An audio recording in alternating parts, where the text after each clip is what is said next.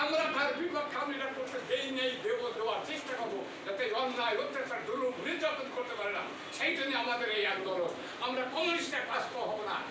একটা লোকও যদি থাকি আমাদের পক্ষে, আমরা সত্যি কথা রাজবাড়ির এই রাজপথে দাঁড়ায় বলবো এটা অন্যায়, এটা ঠিক না, এটা জুলুম চলবে না।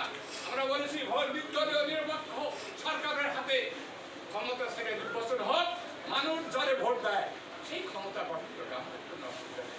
দ্রব্যমূল্য দিনই 3 বার বাড়ছে, 1 মাসে বিদ্যুতের দাম, এই যে দাম যে হারে বাড়তেছে, এই যে যারা রিক্সাওয়ালা ব্যানওয়ালা কৃষক আপনার ক্ষেত করুন, তাদের উপায়টা কি?